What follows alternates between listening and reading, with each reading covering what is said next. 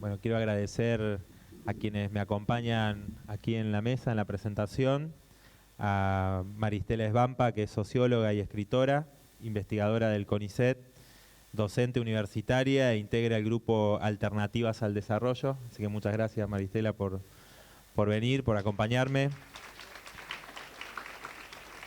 A Eduardo Brunner, doctor en Sociología, autor y también profesor de la Universidad de Buenos Aires. Muchas gracias, Eduardo, por haber venido.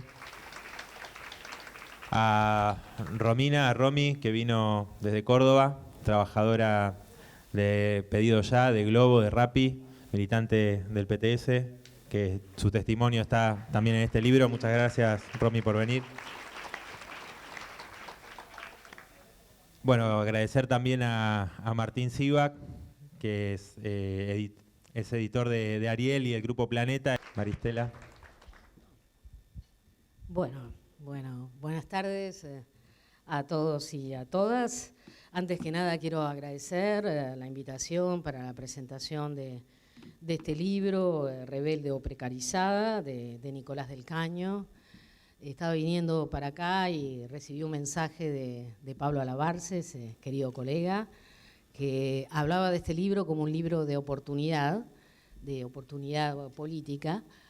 Y la verdad que yo creo que sí, efectivamente es un libro de oportunidad, pero para pensar efectivamente temas de fondo que recorren a la sociedad contemporánea. Yo creo que hay 4 grandes temas que recorren a la sociedad contemporánea. El primer gran tema tiene que ver con el aumento de las desigualdades a nivel global, a nivel nacional, a nivel regional. De hecho, el fuerte proceso de concentración de la riqueza es algo demostrado en las últimas décadas. Los trabajos de Tomás Piketty dan cuenta de eso. No se olviden, por otro lado, que América Latina sigue siendo la región más desigual del planeta, aún después del final del ciclo progresista. En segundo lugar, yo creo que otro gran tema es la crisis socioecológica, que tiene un alcance planetario y devastador y nos coloca ante una gran encrucijada. Esto es de frente a la necesidad de cambiar los modelos de desarrollo económico y también cuestionar la dinámica de acumulación del capitalismo. En tercer lugar, creo que efectivamente están todas las transformaciones ligadas al mundo del trabajo, ¿no? Es en esta línea donde se inserta el libro básicamente de Nicolás del Caño, un mundo del trabajo que ha sido muy impactado por procesos de precarización, pero también muy ligados a la robotización y al avance de la sociedad digital. Y en cuarto lugar está el retorno, el regreso de las derechas, ¿no? De las extremas derechas, ¿no? Que atraviesan a todas las sociedades, interpelan vastas corrientes sociales que desde abajo buscan una articulación o una traducción político-electoral. Lo hemos visto ya en América Latina con el caso de Bolsonaro. Estos 4 temas están entrelazados y yo creo que si bien tienen una entidad en sí mismo, tomar alguno de ellos implica recorrer cada uno de estas 4 grandes problemáticas. Pero bueno, insisto que Nicolás toma el tercer tema, que es un gran tema, vinculado a la precariedad laboral. Y antes que ello tengo que decir que cuando leí el libro, bueno, me encontré con una gran sorpresa, me encontré con un libro muy agradable de leer, con un libro en el cual efectivamente no es la historia de Nicolás simplemente, sino que está la historia de una gran cantidad de jóvenes y trabajadores y trabajadoras precarizadas que construyen una suerte de relato coral acerca de sus condiciones de vida, acerca de sus condiciones laborales en tiempos de la globalización neoliberal. No son relatos alegres, son relatos sombríos, son relatos por momentos devastadores de jóvenes que pasan de un trabajo a otro y a los cuales les cuesta construir una narrativa ocupacional positiva. Esa narrativa ocupacional en realidad se gesta alrededor de ciertos temas muy negativos, como son la inestabilidad, la rotación, los malos tratos, la imposibilidad de acoplar el trabajo con los estudios y por ende la frustración es algo que aparece en cada uno de esos relatos. Inclusive me impactó mucho una de las historias de vida en las cuales uno de los jóvenes trabajadores había guardado el recibo de sueldo, ¿no? Había guardado el único recibo de sueldo de un trabajo estable que había tenido, como realmente una suerte de trofeo, ¿no? Que reenviaba ese imaginario del trabajador asalariado con cierta protección social, con derechos sociales, ¿no? O sea que el hilo común, más allá de las diferencias en términos de orígenes sociales y educativos, es que estos jóvenes están atrapados en la precariedad. Creo que ese es el término que de alguna manera lo resume. Están atrapados, ¿no?, en formas de control exhaustivo, ¿no? Por ejemplo, en los call centers, la rotación y la incertidumbre implican también una trampa. Inclusive la única experiencia unificadora, colectiva, que puede haber entre esos jóvenes tiene que ver con la desapropiación del tiempo, porque ellos no son dueños del tiempo, sino que es la propia empresa que se apropia de ese tiempo, en el cual se entrecruzan el tiempo de trabajo con el tiempo de ocio, en el cual tienen que estar disponibles a cualquier hora de la noche, horarios antisociales, creo que hablan algunos, yo le he llamado siempre horarios indecentes, ¿no? Pero la no disponibilidad de la propia fuerza de trabajo es un elemento fundamental. Por otro lado, están atrapados en una figura, ¿no?, que es la de ser proveedores de servicios con obligaciones. Son monotributistas, ¿no? Es decir, han dejado de ser trabajadores con derechos, ¿no? Y están desvinculados de los colectivos tradicionales que los representan, es decir, de los sindicatos, ¿no? Los sindicatos desatienden a esta gran masa de trabajadores, de jóvenes trabajadoras y trabajadoras que efectivamente los cuestionan y generan ciertamente en muchos casos molestias.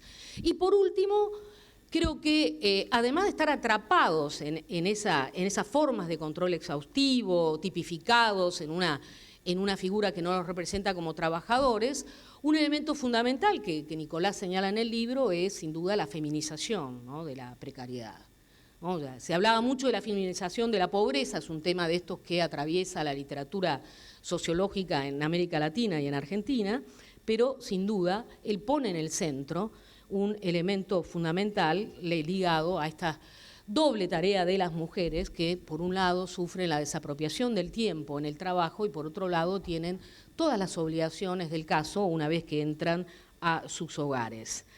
En fin, así que hay un hilo común que da cuenta de este relato coral, de esta cartografía de la precariedad atada a los jóvenes, mujeres y hombres que hoy podemos ver en Argentina, que son cada vez más, ¿no?, sin duda. A mí me gustaría decir algunas cosas que tienen que ver con el quehacer sociológico sobre esto de la precariedad y la precarización. De tanto en tanto me acuerdo de que soy socióloga, así que me gustaría contarles algo de qué se ha reflexionado sobre el tema. Ajá, vos has logrado olvidarte, qué suerte. Es a fines de los 80 que comienza a cuestionarse la asociación entre precariedad y trabajo informal, en el sentido de que a fines de los 80, perdón, me expresé mal, empieza a asociarse la precariedad con el trabajo formal, que anteriormente no se asociaba, ¿no? Y esto está muy ligado en términos globales a la crisis del modelo fordista, ¿no?, al pasaje a una sociedad post-fordista, o lo que David Harvey llama, para mí el mejor libro sobre el tema, el modelo de acumulación flexible, ¿no? El libro que escribió Harvey ya en los 80 sobre la condición de la posmodernidad da cuenta del advenimiento de un nuevo modelo de acumulación en el cual ya claramente se muestra que ese núcleo duro de trabajadores protegidos, que sobre todo había en el norte, en los países del norte, y constituido por una periferia de trabajadores más bien eventuales, se va a invertir, ¿no? Y que el centro y el núcleo duro del modelo va a pasar a ser el trabajador precario o eventual y el trabajador protegido con derechos sociales va a ser efectivamente la periferia. También, efectivamente, el tema vino de la mano de las transformaciones que hubo en la industria automotriz. No por casualidad, los primeros relatos sobre la precariedad, inclusive acá en Argentina, están muy ligados, ¿no?, a la industria automotriz y, podríamos decir, los cambios que se dieron en la forma de organización del trabajo, que implicaron rotación del trabajo, polivalencia, trabajo cooperativo y, sobre todo, la expulsión del obrero especializado y, podríamos decir, se conservó solamente la figura del obrero más calificado, al cual se le exigía una serie de tareas diferentes, en un momento en el cual, además, se desmantelaban los derechos sociales. Entonces, ese modelo de acumulación flexible efectivamente nos puso de frente al problema del desmantelamiento de un marco de regulación laboral, de la individualización de las relaciones laborales y de la aparición de diferentes figuras, ¿no?, de empleos vulnerables: subempleo, rotación, transitoriedad, subcontratación, tercerización, con el impacto que esto tenía en términos de derechos. Primero, derecho a la seguridad social, algo que desaparece, ¿no?, derecho a la salud y por ende también a la educación. Todo eso desaparece. Así que lo que vemos es claramente una desposesión en términos de ciudadanía, ahí al cambiar el estatus de trabajador. Uno podría decir que en Argentina y en líneas generales conocimos poco de este modelo, que efectivamente el libro se encarga de decir que fue una excepción que caracterizó sobre todo a los años 50 hasta los 80, lo que se llamó los 30 gloriosos, ¿no? Sin embargo, la Argentina fue quizás uno de los países en América Latina que tuvo un modelo de integración, digamos, imperfecto, de la mano del populismo desarrollista, inacabado, pero sobre todo en relación con las grandes ciudades, pienso en Buenos Aires, Rosario, Córdoba. Sin embargo, ahí sí hubo una extensión, ¿no?, de la masa salarial, del empleo asalariado con derechos sociales y otras cuestiones, desdibujando las diferencias regionales que uno puede advertir, sobre todo si va al interior del país, al norte o al sur, donde esa figura del trabajador protegido era mucho más rara, ¿no? Pero efectivamente tuvo una impronta muy fuerte sobre el imaginario de las clases trabajadoras. Tal es así que yo creo que la Argentina todavía sigue teniendo un imaginario obrerista que no solamente está vinculado, por ejemplo, a las distintas formas de populismo o al peronismo, sino también a la izquierda, ¿no? La izquierda que representa Nicolás, es también profundamente obrerista y creo que eso tiene que ver con la impronta que tuvo ese modelo en Argentina. Ahora bien, miren, sobre la precariedad y el precariado, que es algo para discutir, se ha escrito mucho en los últimos 20 años, porque como este fenómeno no es nuevo, sino que comenzó a partir de los años 80, en los 90 se agudizó al calor del consenso de Washington, ¿no? Pero es en los últimos 15 o 20 años que se ha empezado a reflexionar, ¿no?, sobre las nuevas condiciones que atraviesan, sobre todo, las nuevas masas de trabajadores y trabajadoras. Yo voy a nombrarles o citarles solamente algunas interpretaciones que me parece que iluminan algunos aspectos interesantes, sobre todo a nivel global. La primera de ellas, seguramente a mucha gente no le cae muy simpático, creo que uno de los primeros que reflexionó sobre el tema fue Toni Negri, ¿no? Toni Negri puso el centro de atención en la derrota del obrero, ¿no?, del obrero social, y la aparición de una nueva figura del trabajador, ¿no?, en el marco de un modelo de producción que buscaba apoderarse de la subjetividad, ¿no?, que buscaba dominarla y organizarla a piacere. Y lo que de manera optimista, yo creo demasiado optimista, ¿no?, Negri considera, en realidad él considera que la subjetividad tiene la capacidad para independizarse y autonomizarse, ¿no?, en el marco de esos nuevos procesos de organización laboral, ¿no?, que frente al menos a la organización de la producción. trabajo inmaterial, capitalismo cognitivo, fueron nociones que atravesaron y tuvieron fuerte impacto en el pensamiento y el activismo también de los países del norte. Otro planteo que a mí me parece interesante es el planteo que vino de activistas feministas de España, que son Precarias a la Deriva, ¿no? El movimiento de Precarias a la Deriva fue muy interesante, creo que ya no existen. Más o menos entre el año 2002 y 2008 hicieron una serie de experiencias, sobre todo en Madrid, ligadas a la idea de que la precariedad era algo que tenía que ver no solo con el trabajo, sino con las condiciones de vida y que afectaba fuertemente a las mujeres, ¿no? Porque en el nuevo capitalismo lo que efectivamente se valorizaba era lo que se llama el trabajo afectivo, esto es las capacidades relacionales que se asocian con un modelo feminizado, ¿no? Esto es la industria de atención, los call centers, todo aquello que tiene que ver con el servicio a los clientes, en sus diferentes variantes, pone el acento en estas cualidades.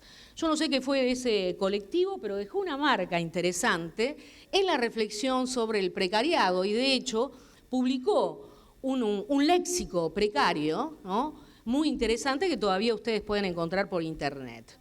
Otra experiencia que yo encontré también muy interesante a nivel global fue la de los chain workers en Milán, ¿no?, en Italia. Y porque ellos decían, y eso es muy parecido a lo que dice Standing, ¿no?, que había diferentes figuras del precariado. Uno de ellos era la del chain workers, que es aquel sobre todo que hace un trabajo más bien físico, ¿no?, precario, como puede ser el de la comida rápida, ¿no?, trabajar en los locales de comida rápida o aún en los supermercados, mientras que están también los brain workers, aquellos que trabajan sobre todo ligados a otro tipo de actividades más intelectuales, ¿no? Y están, por supuesto, los migrantes que hacen las peores tareas en las sociedades del norte.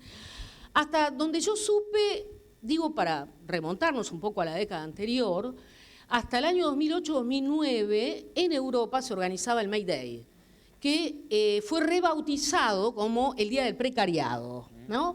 Ellos fueron los que organizaron el Día del Precariado y el 1 de mayo salían a las calles, ¿no?, con su estampita de San Precario, ¿no?, al cual le hacían una oración para efectivamente pensar la nueva situación. Y está el libro de Standing, que cita y con el cual discute Nicolás, que es el libro sobre el precariado, que el subtítulo no está en español, pero en realidad el subtítulo en inglés es La nueva clase peligrosa, ¿no?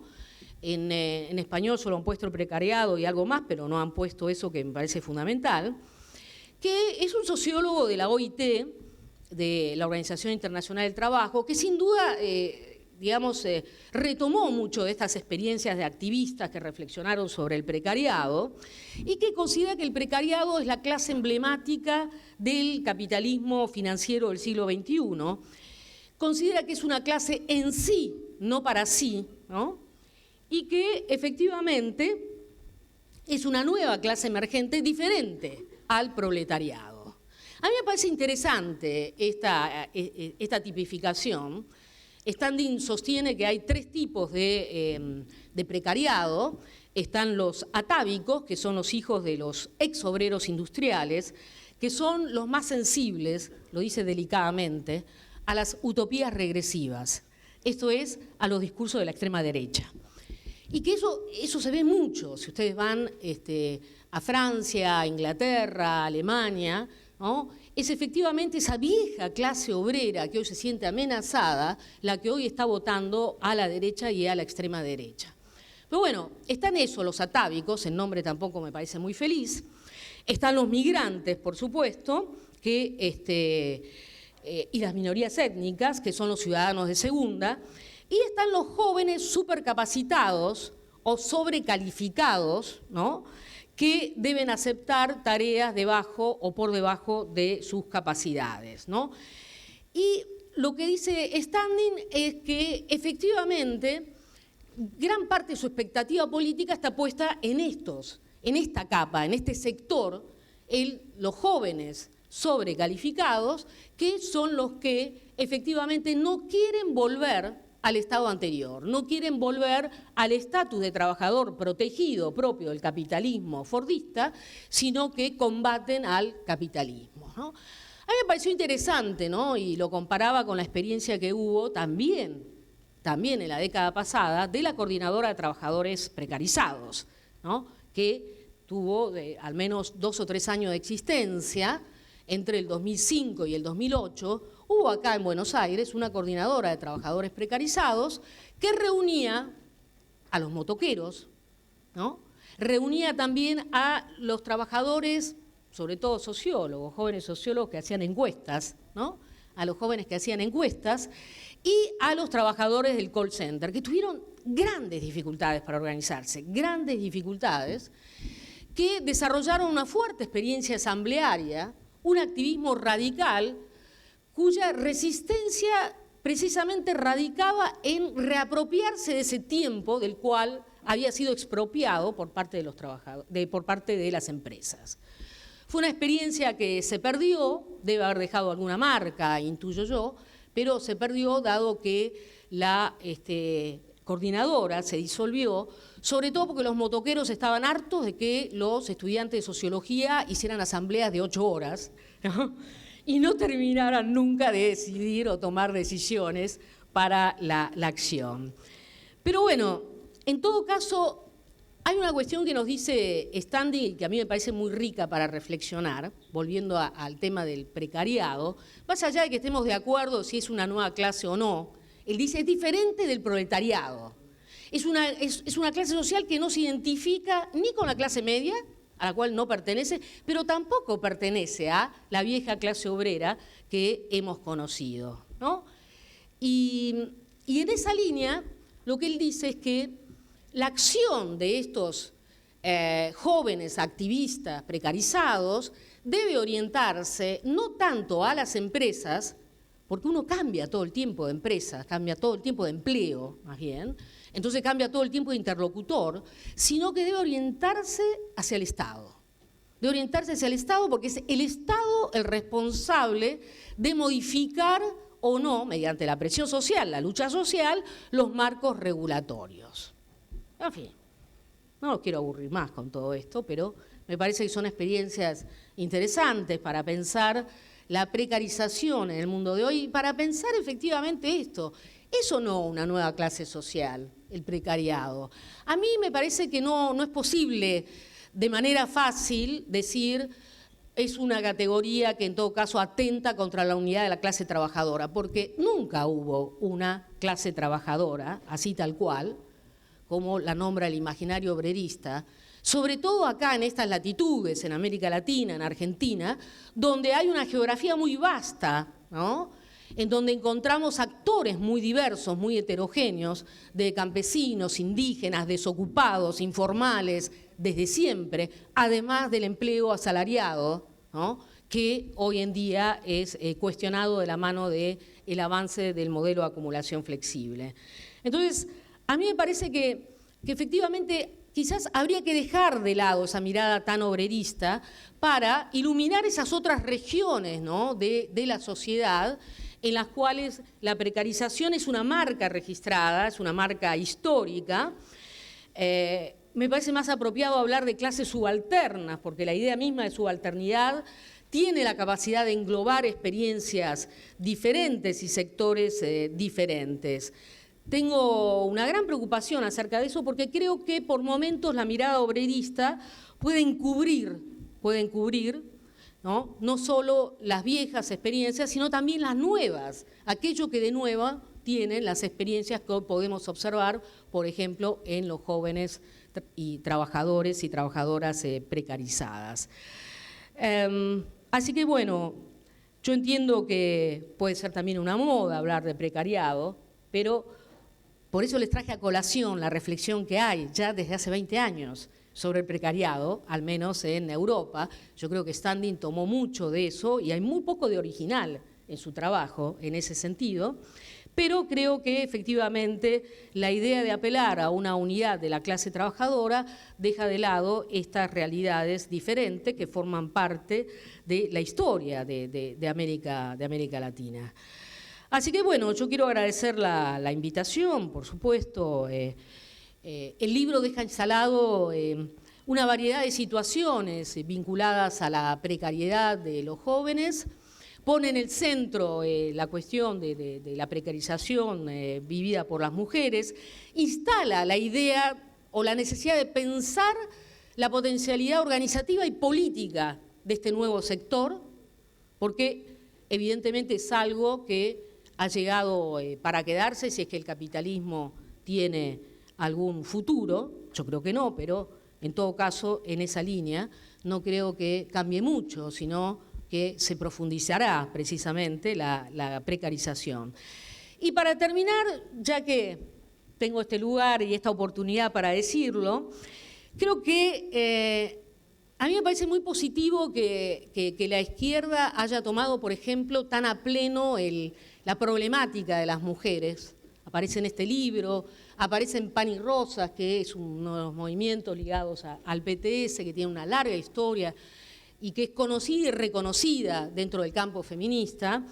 Bueno, me gustaría que en los próximos tiempos se incorporara la problemática socioecológica que atraviesa de modo tan central a nuestras sociedades y que esta aparezca no solo en los debates que, por ejemplo, recorren alguna vez a la izquierda a diario, sino que apareciera en los programas políticos y en la plataforma electoral y en los debates de fondo de la izquierda. Muchas gracias.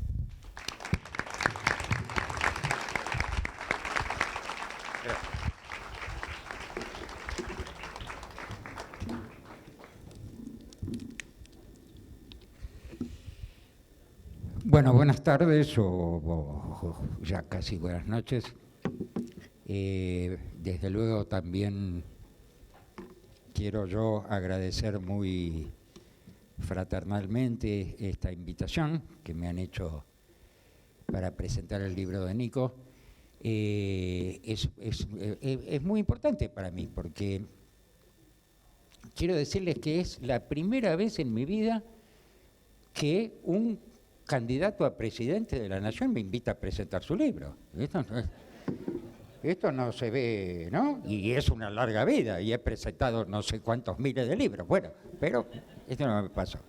Así que cuando termine este acto, le voy a pedir a Nico que me firme el libro, ¿no? Como corresponde, porque va a pasar entonces, no se lo pido ahora porque no sé si después de escucharme va a querer hacerlo, pero va a pasar entonces a ser el único libro de mi biblioteca firmado por un candidato a presidente de la Nación. Lo voy a hacer, por supuesto, rubricar por expert también, porque ya saben ustedes que la derecha siempre le hace el juego a la izquierda, finalmente.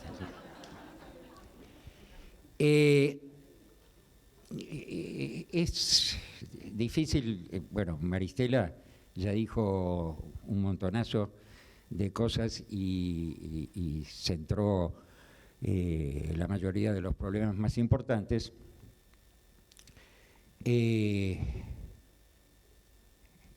Con esto no se hagan la ilusión de que voy a decir que estoy en un todo de acuerdo con ella y ahí termina mi presentación. No, voy a tratar, me van a tener que aguantar un ratito.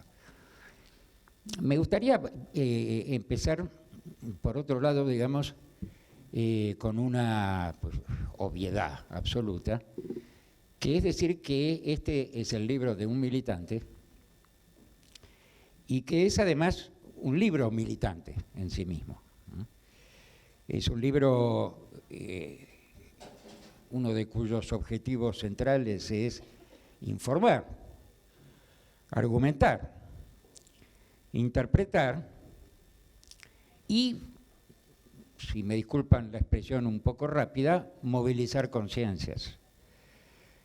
Movilizar conciencias no por las conciencias en sí mismas, sino buscando una movilización que disponga a esas conciencias al pasaje al acto de la política militante.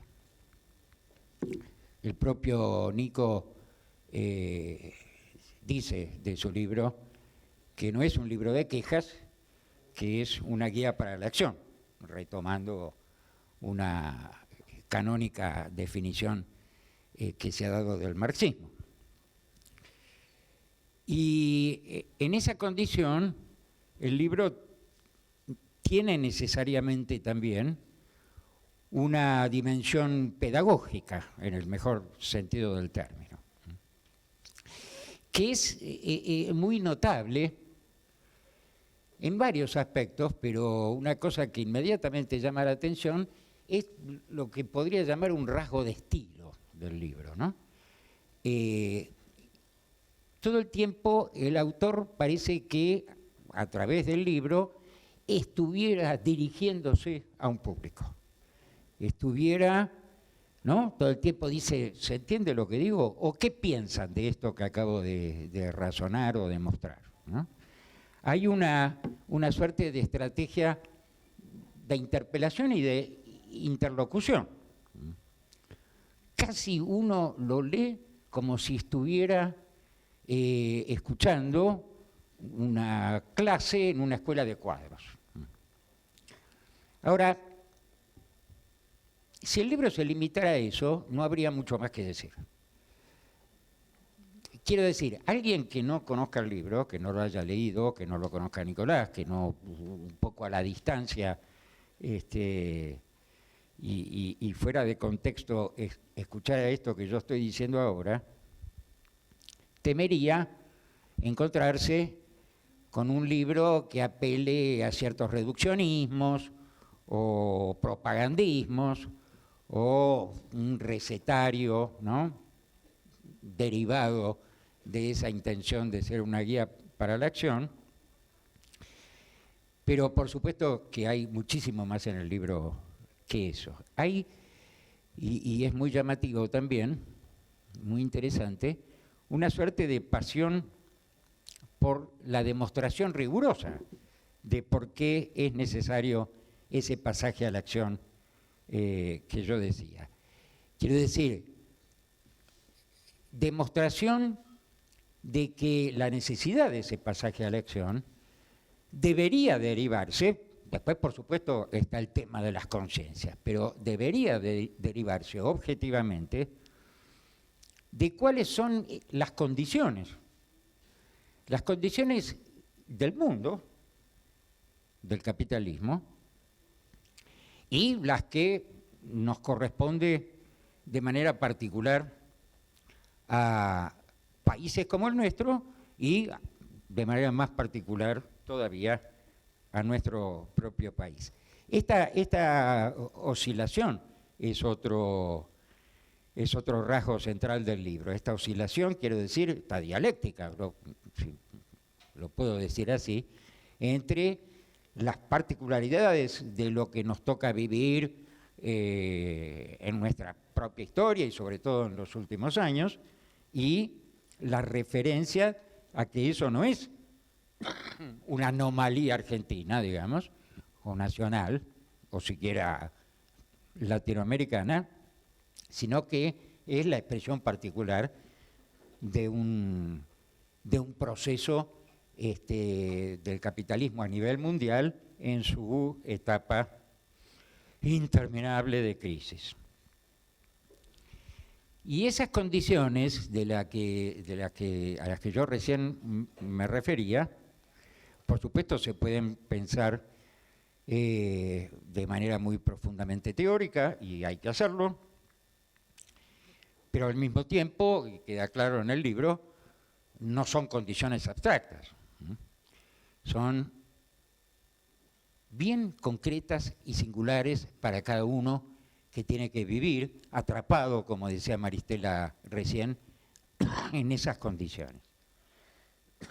De ahí el hallazgo, que Maristela también señalaba, de la inclusión en el libro de esas historias de vida, empezando por la del propio Nico, pero claro, muchas más, o de los testimonios, que operan, me parece a mí, una doble función, digamos.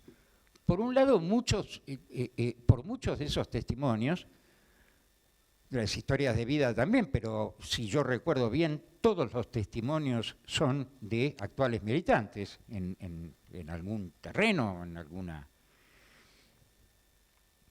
Y entonces son los testimonios, efectivamente, de cómo se ha tomado la decisión de, partiendo de esas condiciones opresivas, pasar a la acción militante.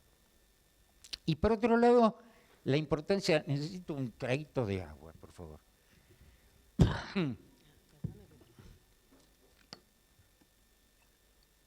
Gracias.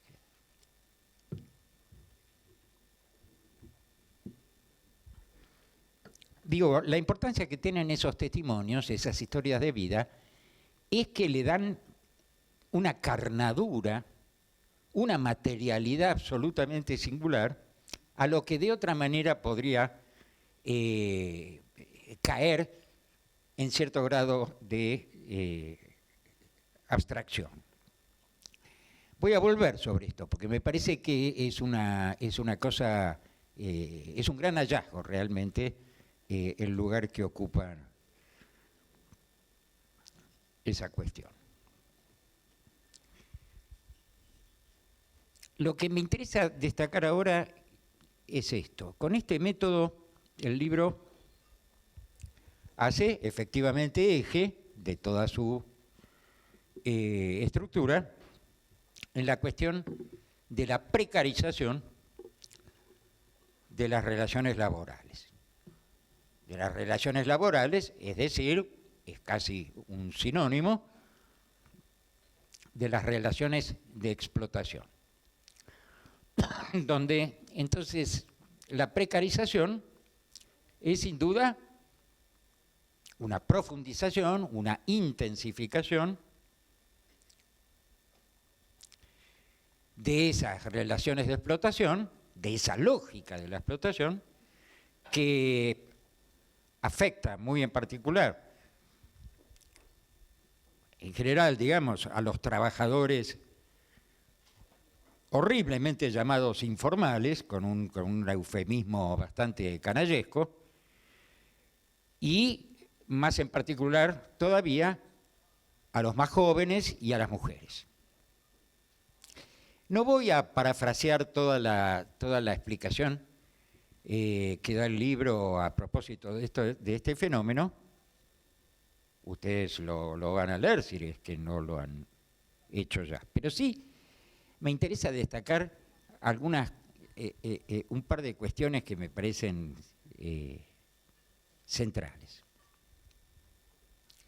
En primer lugar, en buen marxista, Nicolás se cuida mucho de la tentación de hacer de la precarización o del estado de precariedad una suerte de estructura en sí misma, autónoma. Autonomizada o independiente de la lógica mundializada del capital. Una lógica que se vuelve particularmente dramática, sin duda, en las sociedades como la nuestra, en las sociedades capitalistas dependientes o neocoloniales o como ustedes prefieran llamarlas, pero donde hay que tomar en cuenta permanentemente, como lo hace, me parece, el libro, que se trata del capitalismo. Es decir, y también se preocupa muy bien en aclarar, Nico, que se trata del capitalismo, es decir, no solamente del neoliberalismo, si bien en el neoliberalismo, por todo lo que ya sabemos, ha alcanzado particular dramatismo el problema en esa etapa. Si la precarización está inscrita en la lógica misma del capitalismo mundial, con todas sus particularidades regionales o nacionales, entonces es una parte constitutiva de la lógica de la lucha de clases.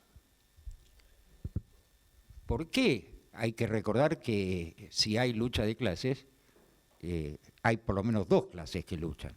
No es solo la clase dominada la que lucha, sino también la clase dominante, permanentemente, ¿no es cierto? Y acá viene, me parece, otro hallazgo conceptual. Es una palabrita, nada más que una palabrita, pero bueno, uno se fija en las palabras y me pareció fantástico, que es cuando el libro dice que la precarización es una de las grandes conquistas de la clase dominante.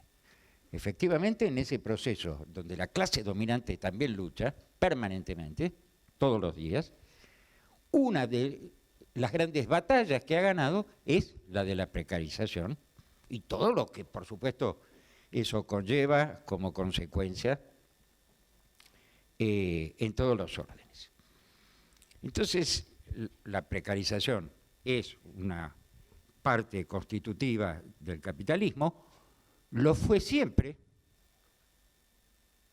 en alguna u otra medida.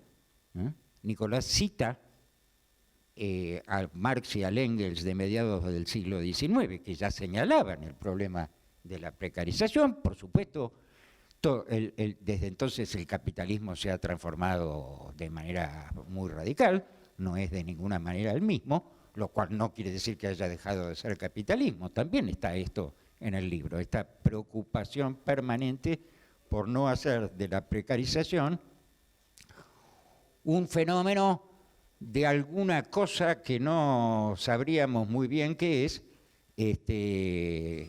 casi por fuera del capitalismo como tal. Los trabajadores precarizados, subraya entonces Nicolás, son parte del proletariado. Es verdad lo que decía Maristela hace un momento. El proletariado nunca fue una unidad monolítica, nunca fue homogéneo, es un mosaico complejísimo de heterogeneidades y situaciones diferentes. Pero en su debate con el libro de Standing, me parece que donde Nico quiere poner el acento es en la cuestión política, no sociológica en el sentido estricto, sino la cuestión política de lo que significa plantear una división, una fragmentación, sostener con argumentos científicos una fragmentación del proletariado y de la clase obrera. Esta discusión está enmarcando también otra más cercana geográficamente, otro debate más cercano geográficamente, que es el que Nico tiene con, bueno, con muchos, pero el que está explícitamente nombrado es Juan Grabois.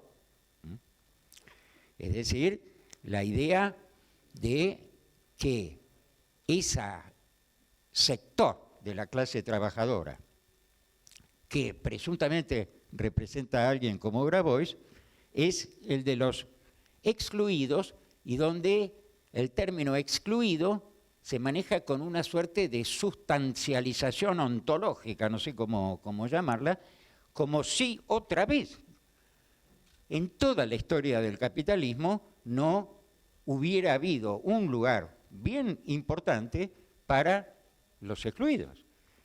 Uno podría hacer un juego de palabras un poco ramplón y decir, es decir, aquellos que están incluidos en la lógica del capitalismo como excluidos precisamente. Por ejemplo, el ejército industrial de reserva, ¿no es cierto?, que presiona sobre los salarios de los trabajadores ocupados. Entonces, efectivamente, aquí hay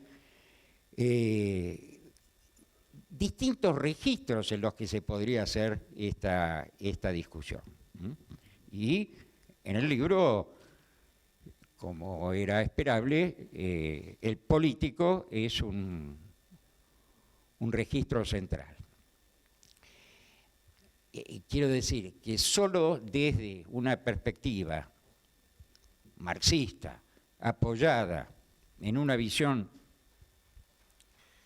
totalizadora, por así decir, de la lógica del capitalismo, se entiende la precarización. Me parece que esta es una tesis central del libro, que es una tesis, insisto, de la máxima importancia teórica y política, que busca polemizar fuertemente, que busca combatir algunos viejos trucos ideológicos del discurso de la derecha, del discurso de la clase dominante.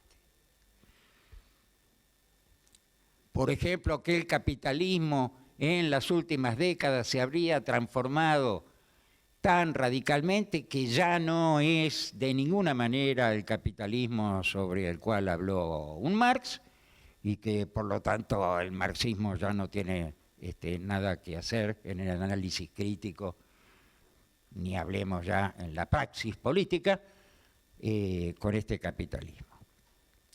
O bueno, esta discusión entre el precariado y el proletariado, donde, más allá de todas, por supuesto, las diferencias que hay ahí, muchas veces pareciera que se tratara de una división entre la parte del proletariado realmente productiva y la improductiva, como si la lógica otra vez de producción capitalista no incluyera esta parte. Y quiero agregar algo. En el mejor de los casos se hace esta diferencia entre la parte o la capa productiva y la improductiva, ¿no? Porque todo el tiempo uno escucha, hay que prestar atención siempre al lenguaje, siempre digo esto, tenemos la bella lengua de Cervantes, como se dice, ¿no? Entonces, por ejemplo, quizá, probablemente muchos de ustedes hayan escuchado en estos días a otro candidato a la presidencia, Fernández de apellido, decir que este famoso acuerdo, este pacto social que él está proponiendo, se va a hacer con todos y todas, dice, por supuesto, con los productores y también con los trabajadores. Así que entérense que los productores es la patronal, los productores son los propietarios de la fábrica, ¿no? Los trabajadores solo trabajan. No se entiende para qué, porque no producen nada, aparentemente, ¿no es cierto? Este es otro viejo truco ideológico que hemos terminado naturalizando en nuestro lenguaje. Y entonces, para redondear,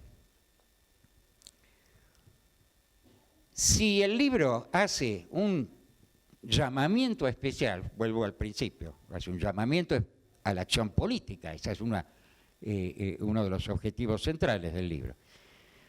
Si hace un llamamiento especial a la juventud, no es, creo entender, por alguna romantización ingenua, ¿no es cierto?, del valor de la juventud como tal, etcétera, etcétera, sino porque es el sector más golpeado, el que por toda esta lógica que venimos describiendo, es decir, el que muestra el ejemplo extremo, el ejemplo paradigmático, y es entonces a través de ella que piensa el autor, y el texto del libro así lo manifiesta, es a través de ella que se puede hacer ese llamamiento a la acción. Y acá tenemos de nuevo, porque finalmente, ¿qué quiere decir ese llamamiento a la acción? Acá tenemos de nuevo la importancia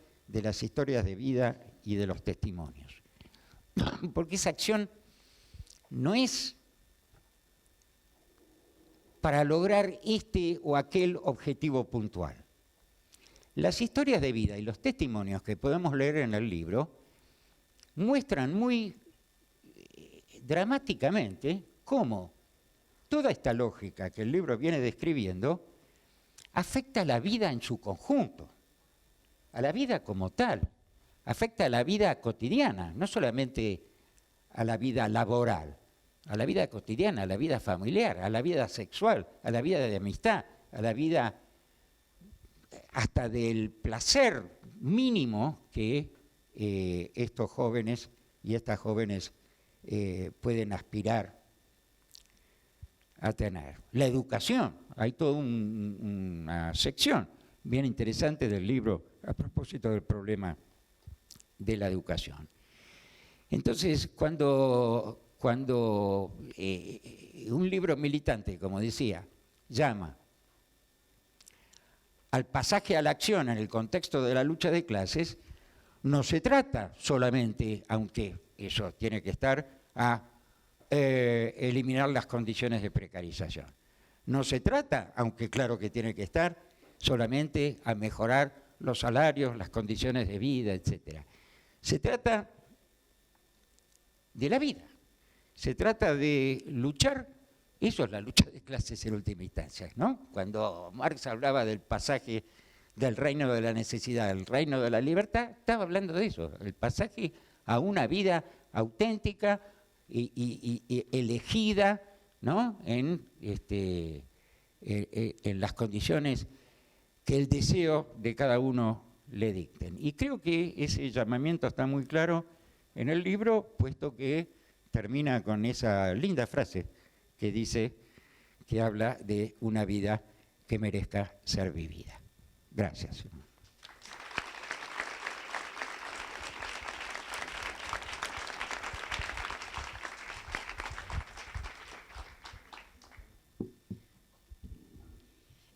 Bueno, buenas tardes. Yo principalmente, digamos, lo que quería dar, digamos, a la hora de presentar el libro de Nico era mi visión personal de lo que me generó a la hora de leerlo. Principalmente, por ejemplo, porque también lo leí en conjunto con mis compañeros y compañeras mientras pedaleamos, pero en conjunto, digamos, lo que sí generó fue muchísima bronca, porque tiene una cantidad de testimonios enormes de compañeros y compañeras a nivel nacional en diferentes tipos de rubros, que es imposible a la hora de leerlos no recordarse vivencias propias. Hay un compañero que es el que más me pegó, por así decirlo, de Mendoza justamente, Jonathan Neira, que se organizó con sus compañeros y compañeras de trabajo dentro de los supermercados de Átomo, porque dentro de tantas cosas que le imponía la patronal, una de ellas es que los cajeros y cajeras tenían que usar pañales a la hora de trabajar para que nunca abandonen sus puestos de trabajo y generar más ganancias justamente para esas patronales. Yo, por ejemplo, teniendo 23 años y desde la semana pasada ya tengo mi 13º trabajo, porque así crece, principalmente sé que mis compañeros y compañeras con los que me cruzo todos los días, con los que trabajo todos los días, sé que han pasado por la misma o por más cantidad de trabajos aún. Como decían recién justamente en esta mesa, son trabajos que tienen varias características en particular, que son trabajos en negro, que son trabajos temporales, que son trabajos rotativos y que sobre todo todos estos trabajos te limitan las oportunidades de mantener tus estudios, de tener una casa propia, te limitan la posibilidad de no hacer nada o de hacer de todo, te limitan algo tan básico como es la salud. Nosotros si llegamos a faltar un día por enfermedad, nos afecta directamente al sueldo porque lo generamos saliendo a pedalear todos los días. Pero sabemos perfectamente que no es solo en nuestro caso dentro del sector de aplicación, sino que también es dentro de la juventud en general. Los sectores de gastronomía, que en su gran mayoría son trabajos en negro, si llegan a faltar un día por enfermedad, la patronal lo toma como justificado para poder despedirlos. Entonces, nosotros por eso, digamos, sabemos perfectamente de qué lado estamos, pero también, digamos, sabemos de qué lado están, digamos, esos intereses de las patronales, que a través de los medios de comunicación sacan notas, como salió hace un par de meses, una nota en un diario que se titulaba 10 años en la misma empresa puede ser un fracaso personal.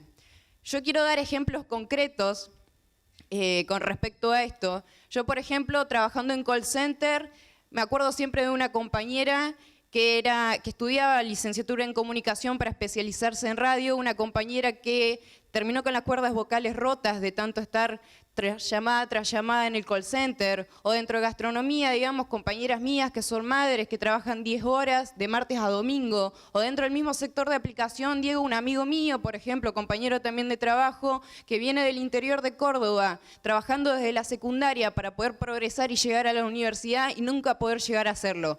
Pero yo quiero dar estos ejemplos, no para que queden como anécdota, no para que queden como testimonio, sino principalmente para dar más bronca, para dar motivos de por cuáles nos organizamos. Nosotros a principio del año pasado hicimos un bicicletazo, justamente, digamos, en lucha contra la precarización laboral, pero no lo hicimos solos. Nos acompañó la juventud universitaria, nos acompañaron trabajadores de otros sectores, que nada que ver tenían, digamos, con el sector de aplicación, pero aún así estaban ahí presentes, cortando la calle en conjunto con nosotros. Nosotros sabemos, el sector de aplicación sabe muy bien que la juventud es la más precarizada, pero esa juventud es parte de la clase trabajadora que moviliza el mundo y que puede pararlo. Yo no solo quiero contarles, digamos, lo de Córdoba, porque nosotros también tomamos muchos ejemplos de otras partes. Sabemos que acá en Buenos Aires, por ejemplo, está el sindicato de aplicación. Sabemos que también estuvo por semanas la oficina de pedidos ya tomada, justamente contra los despidos. Sabemos que a nivel internacional se vienen organizando, como los Riders de España, y así puedo dar ejemplos constantemente.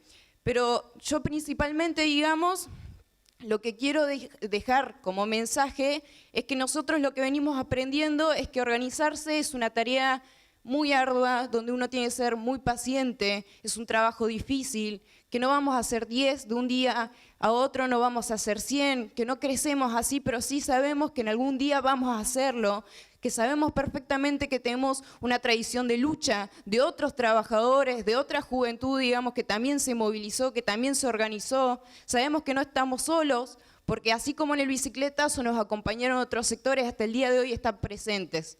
Y así nosotros también nos hacemos presentes, por ejemplo, con los trabajadores de Minetti de allá de Córdoba, pero también nos solidarizamos con todas las luchas posibles, digamos, a nivel nacional.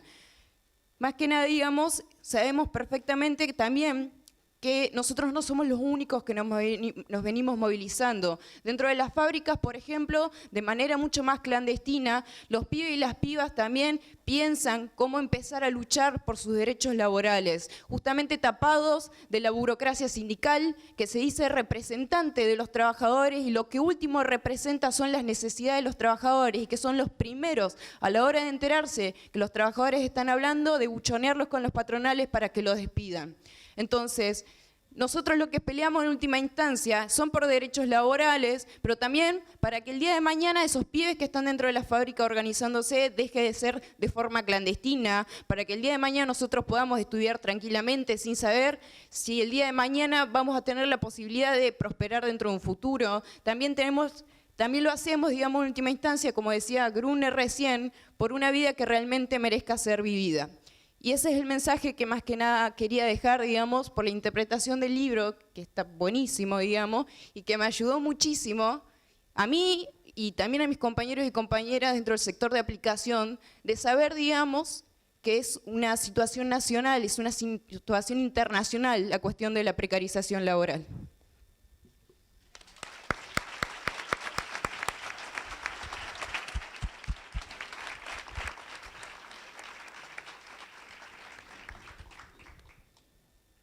Bueno, primero agradecerles nuevamente a Eduardo, a Maristela, a Romy. También quiero agradecer a Lucho Aguilar, también a Cristian Castillo, a Paula Varela y a muchas compañeras y compañeros que fueron parte de este libro. Y quería empezar para decir algunas cosas que quería plantear o que quería dejar en esta tarde, diciendo que en primer lugar me parece que en la idea que nosotros teníamos y que tenemos, un poco lo decía Eduardo, es un libro militante, ¿no? Nosotros tenemos la idea de poder reflejar, de dar una radiografía de esta situación de precarización de la juventud a través de los testimonios que no solamente dan cuenta, como decía Romy recién, de esos jóvenes, de esas pibas y esos pibes que laburan en esas condiciones, esos testimonios que muchos, como decía Maristela, son testimonios crudos, duros de esa precarización laboral, sino que son esos jóvenes que se empiezan a plantar y que se empiezan a organizar.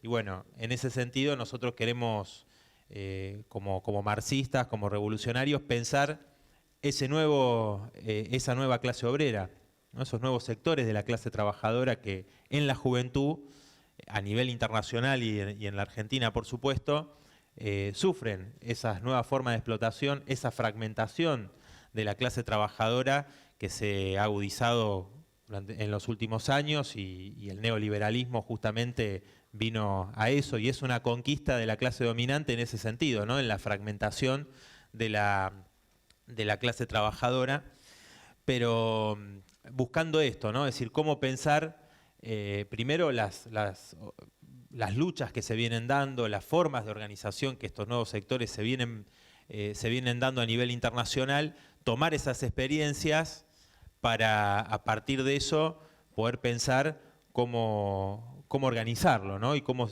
la potencialidad de la juventud más explotada, que está sometida a estos empleos, bueno, puede ser parte de forjar una organización.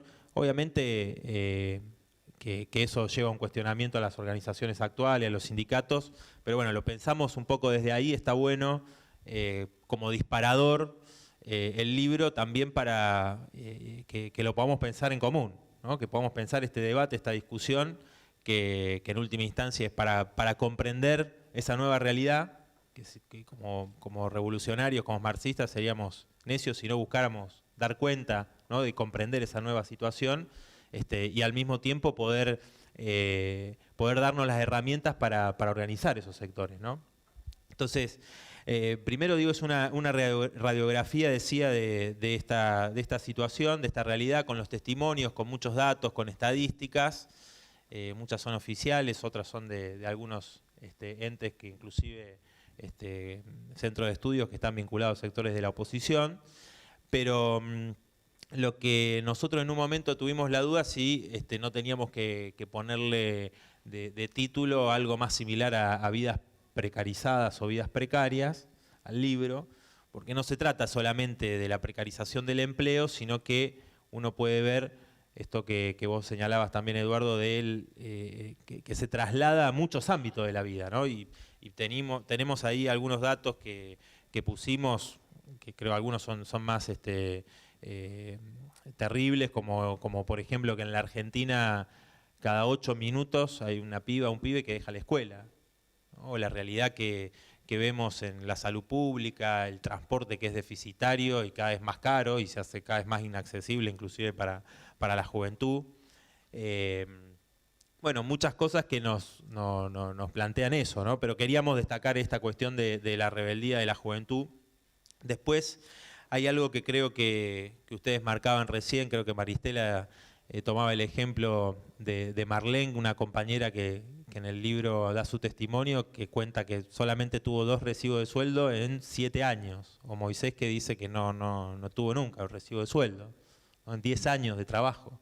Esa un poco la realidad creo que intentamos dar cuenta en el libro, y después creo que hay una cuestión que a todos nos va conmoviendo en día a día, ¿no? Porque después de sacar el libro hubo hechos como el del otro día que pasó en Ezeiza, el accidente que nos conmovió, con la muerte de trabajadores, con el accidente donde los inmigrantes, los trabajadores inmigrantes son justamente los que tienen los peores empleos.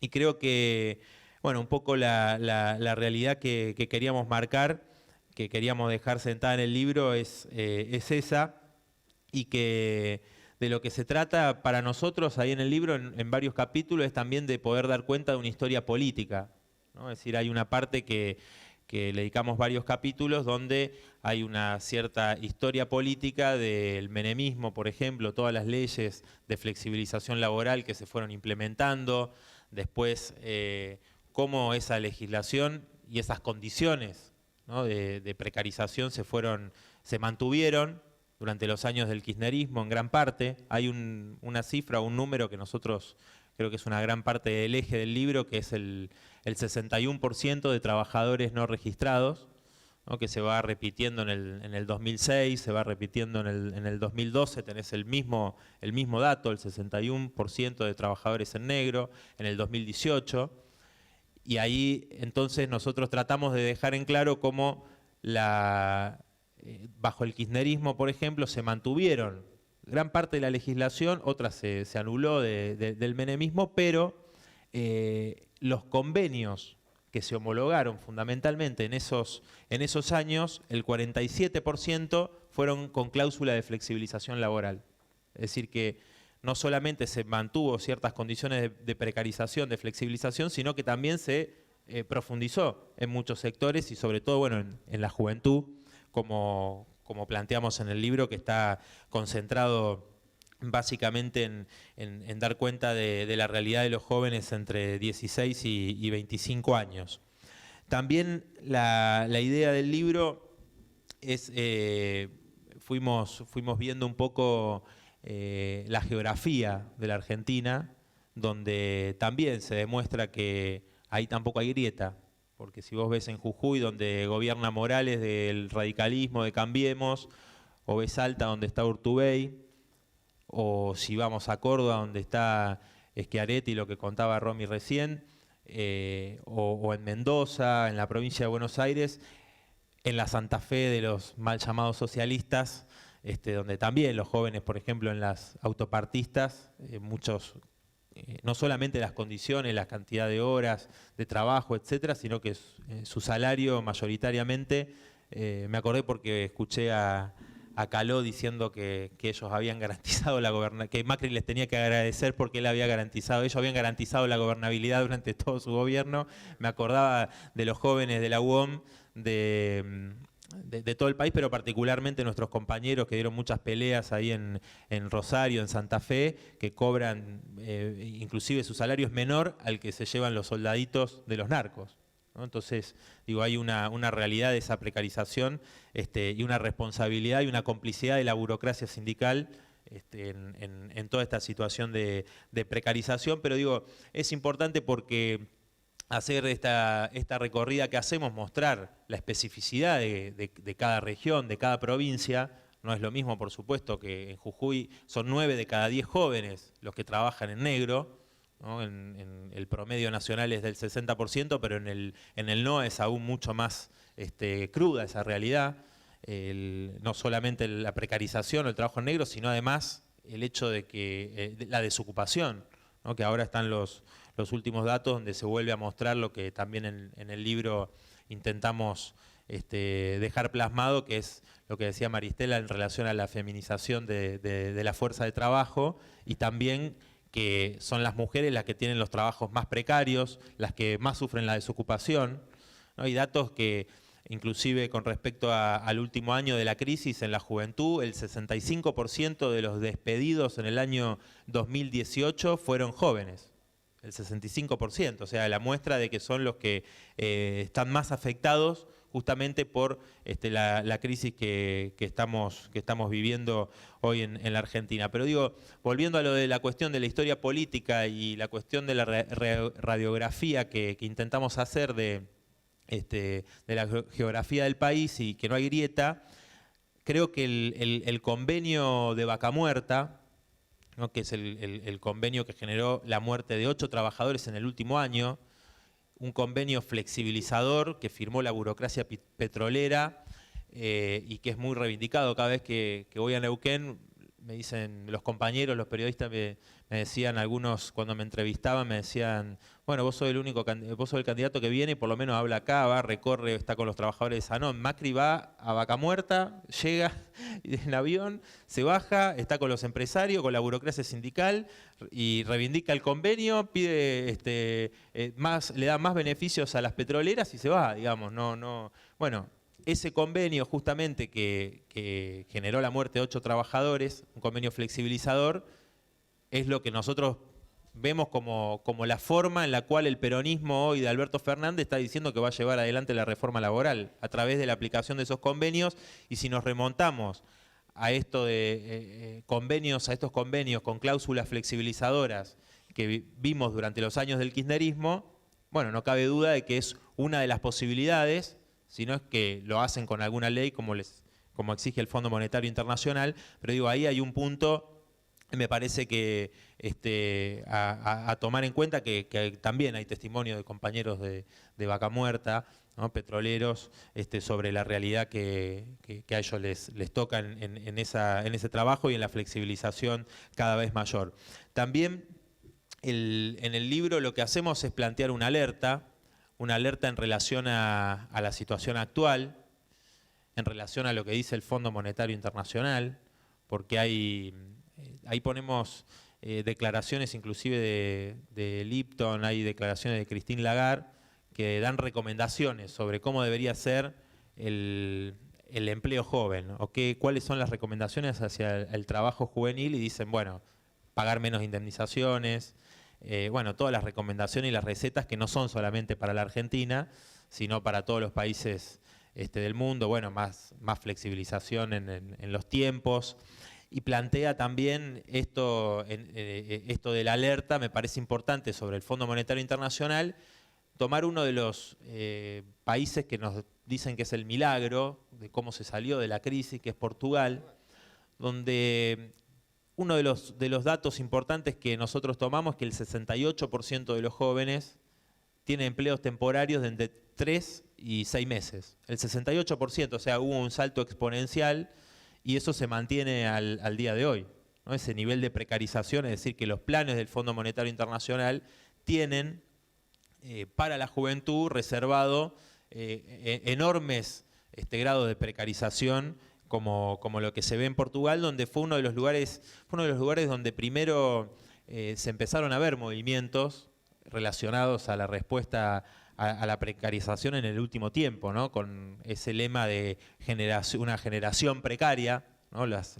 banderas, las pancartas de miles de jóvenes que se empezaban a movilizar decían generación precaria, ¿no? Dando cuenta de esta realidad. Y bueno, creo que eso un poco lo señalamos también en el libro. Hay varios ejemplos de lo que sucede en España o en Estados Unidos, en distintos países, con los jóvenes precarizados que se empiezan a organizar. Ahora, creo que la semana pasada o en estos días, que hubo una reunión en Alemania donde se convocó en 7 idiomas de los trabajadores de Amazon, ¿no? Que es una muestra también de la potencialidad y de tradiciones internacionalistas que empiezan a tomar esos sectores de la juventud, que ya se había visto cuando en China jóvenes que apoyaban de Walmart, que apoyaban a los de Estados Unidos, diciendo apoyamos el reclamo por los $15 la hora, ¿no? Como también el reclamo en McDonald's. Muchos de estos movimientos contra la precarización que han sido realmente muy importantes a lo largo de distintos países, que nosotros tenemos. Yo tuve la oportunidad por lo menos de viajar a Brasil y a Chile, donde conocimos la realidad de la precarización, pero también en todos estos países que estaba mencionando recién, y que es uno de los fenómenos que nosotros damos cuenta en el libro, porque no es solamente en relación a la respuesta frente a la precarización laboral, sino que la juventud empieza a dar cuenta de otros movimientos, ¿no? Maristela nombraba el movimiento de lucha de las mujeres, y que en la Argentina tuvo el protagonismo de la Marea Verde, de las pibas más jóvenes sobre todo, que creo que fueron las que estuvieron al frente de ese gran movimiento, pero otros movimientos que se vieron en México, como el Yo Soy 132, diferentes movimientos democráticos que vimos, y también lo que ahora denominan el socialismo millennial, ¿no? Donde ya Trump se enojó diciendo que no, que en Estados Unidos nunca va a ser socialista. Se ofuscó Trump. Y bueno, ese sector de la juventud, como el gran movimiento que estamos viendo en relación, que creo que un poco lo señalaba Maristela, en torno a cómo la izquierda tiene que incorporar más toda la cuestión medioambiental, bueno, todo el movimiento de la juventud señalando una parte de esos jóvenes al sistema capitalista como el responsable de la destrucción del planeta, ese gran movimiento que estamos viendo hoy, bueno, creo que también nosotros tratamos de dar cuenta en el libro de los distintos movimientos, y creo que este movimiento que estamos viendo hoy también nos plantean como militantes, como revolucionarios, la necesidad de encarar y tomar todas esas demandas, todos esos movimientos, para unificarlos justamente en una perspectiva anticapitalista y socialista, ¿no? Entonces, yo creo que, yendo un poco al debate que nosotros planteamos ahí en el libro y que Maristela tomaba de standing, el eje fundamental para nosotros, yo creo que justamente dar cuenta de la especificidad de la fragmentación que avanzó, la fragmentación de la clase trabajadora, pero al mismo tiempo poder mostrar la potencialidad de esos sectores, de la unidad de los trabajadores y de las trabajadoras a nivel internacional, la unidad de las trabajadoras y los trabajadores de los distintos sectores, ¿no? La unidad, poder combatir los prejuicios que instala la burocracia sindical con los compañeros y compañeras inmigrantes, por ejemplo, ¿no? El planteo nuestro apunta justamente a poder ir en contra de todos los prejuicios y toda esa división que la burocracia sindical lo que hace en realidad a los sindicatos es cristalizar aún más esa división, ¿no? Es decir, reclamar solamente por las distintas cuestiones corporativas que nosotros participamos y las impulsamos, obviamente, el reclamo de cada sector de trabajadoras y trabajadores, de un reclamo sectorial, pero dejar por fuera totalmente el reclamo de los movimientos sociales que hoy están movilizados, de los desocupados, de los sectores precarizados, ni hablar de la juventud, lo que contaba Romy recién, o lo que cualquiera que tuvo un empleo precario sabe que el sindicato, yo creo que siempre cuento eso, de que me acuerdo cuando laburaba en el call center, que lo único que conocíamos del sindicato era cuando pasabas al baño. Ahora en Tucumán le quieren sacar hasta los 7 minutos de baño a los trabajadores de call center. El otro día estuve, ibas al baño y ahí veías que estaban unos tipos tomando mate con los de recursos humanos, a lo sumo, ¿no? Entonces, la organización de esa juventud para nosotros también hace que nuestras compañeras y nuestros compañeros que están en los sectores más organizados o que mantienen conquistas, que están en distintos sindicatos, que pueden tener la elección de delegadas, de delegados, también den la pelea por la unidad de las filas obreras, ¿no? Que ese nivel de organización que aún permanece de muchos sectores, que es una conquista, bueno, realmente no sea como quiere la burocracia sindical para mantener esa división, sino que nos permita pelear para unificar a las filas obreras. Y en ese sentido creo que un poco nuestro planteo apunta en ese debate en relación a, si se quiere, el planteo de la renta universal, que intenta ser un planteo no como algo simple reivindicativo que uno podría coincidir en algo parcial, sino como una estrategia de largo alcance, de largo aliento, para que la clase trabajadora lo tome como una estrategia. Y eso no coincidimos en el sentido de que es justamente consolidar o cristalizar esa fragmentación de la clase trabajadora. Y nosotros justamente en una perspectiva anticapitalista, socialista, todos los recursos de la técnica, el enorme desarrollo tecnológico tiene que estar puesto al servicio, nosotros decimos, de reducir la jornada laboral, repartir las horas de trabajo entre ocupados y desocupados, buscar que de esa manera además se unifica el reclamo de los trabajadores ocupados que están sobreexplotados muchísimas horas o en muchos empleos, y aquellos compañeros o compañeras que no tienen trabajo, la posibilidad de repartir las horas de trabajo y justamente apuntar a una perspectiva anticapitalista. Un poco lo que nosotros, pero es un disparador igual, o sea, un debate, una discusión que está buena que la podamos profundizar y hacer, porque creo que es central para todo lo que pretendemos una perspectiva anticapitalista y socialista, poder discutir y encontrar la forma en la cual podemos colaborar y aportar y ayudar a organizar esos sectores nuevos, ¿no?, de la clase trabajadora, que son los más explotados y que no tienen ningún nivel que no tienen derecho a organizarse, no tienen derecho a nada, no solamente la cuestión de no tener seguridad social, sino que no tenés posibilidad de tener delegado ni nada, porque, bueno, Romy no lo comentaba, pero la otra vez hablábamos con los compañeros que hicieron el sindicato de las aplicaciones acá en Buenos Aires, y entonces nos decían que, claro, ellos también perfeccionan la forma de persecución y de control.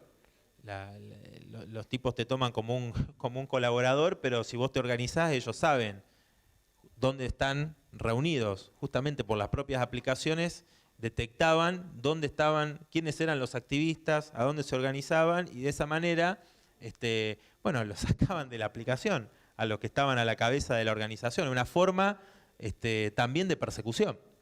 Entonces, frente a eso, creo que refuerza lo que decía Romy recién, de que hay que tener una paciencia y una perspectiva de cómo organizar a todos los sectores de trabajadores más precarizados, que tenés que enfrentar un montón obviamente, de obstáculos, ¿no? Y en ese sentido, bueno, para terminar el tema del debate con lo de Standing, me parece que ese es el planteo nuestro, ¿no? Es decir, tratar de buscar la unificación de todos los sectores de la clase trabajadora, y pensamos que si se plantea como una estrategia, como una cuestión de largo alcance, puede consolidar esta fragmentación de la clase trabajadora. No quiere decir que no haya que pelear por cuestiones reivindicativas, que siempre lo hacemos, ¿no? Y después, para ir terminando, lo que decía un poco Eduardo, de que no es un libro de quejas, y que es la intención nuestra justamente pasa porque es un libro militante, porque tiene la intención de que todos aquellos jóvenes que enfrentan esta situación y que están disconformes y que se quieren organizar, bueno, tengan más elementos, tengan más herramientas para empezar a pensar cómo organizarse, tomar otras experiencias de lucha a nivel internacional, a nivel nacional. Creo que un poco es la intención, y porque además creemos justamente que forma parte este sector de jóvenes trabajadoras y trabajadores de los principales resortes de la economía capitalista, así como es fundamental para que puedan funcionar, al mismo tiempo son los que tienen la capacidad de paralizar esos sectores de la economía capitalista que se han desarrollado en función de esta precarización de los trabajadores y trabajadoras, sobre todo más jóvenes. Y por eso el libro también es un llamado a organizarse, es un llamado a toda esa juventud trabajadora a activar, como le dicen, y a organizarse. Nosotros, por supuesto, somos una fuerza partidaria que, más allá de la organización en cada lugar y de las peleas reivindicativas, creemos plantear una perspectiva anticapitalista, ¿no? A partir de esa propia experiencia de compartir las batallas en cada lugar contra la burocracia sindical, contra las patronales, buscando unificarse con los trabajadores que están ocupados, que mantienen conquista, etcétera. Bueno, con esa juventud queremos hacer una experiencia. Creemos que tiene una gran potencialidad y que además no tiene nada que perder.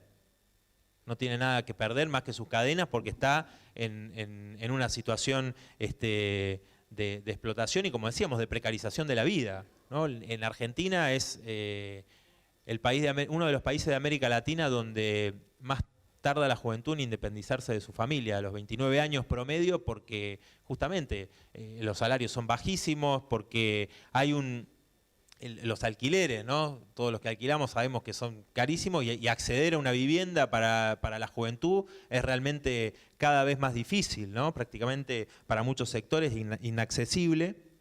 Y por eso, bueno, la intención, como decía recién, es poder aportar, ayudar a toda esa juventud a empezar a organizarse.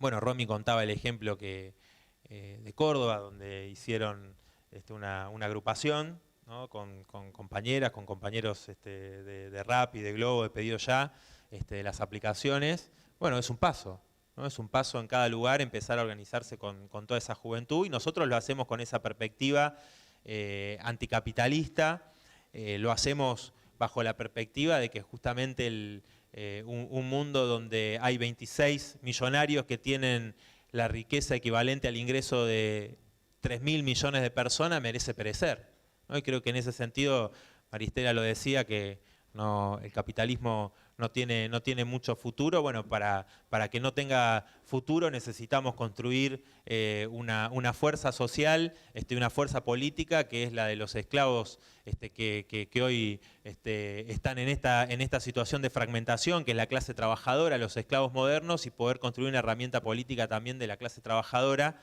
que lo lleve adelante, ¿no? Y es un poco la idea que nosotros dejamos ahí plasmada en el libro para, como decimos, ¿no? Que una vida que merezca ser vivida. Bueno, este movimiento de la juventud contra la precarización, contra la destrucción del planeta, lo que llaman el socialismo millennial, no hace más que alentarnos, ¿no? En lo que hace a la tarea de organizar a esa juventud en una perspectiva anticapitalista y socialista. Así que bueno, muchísimas gracias a todos y a todas por haber venido.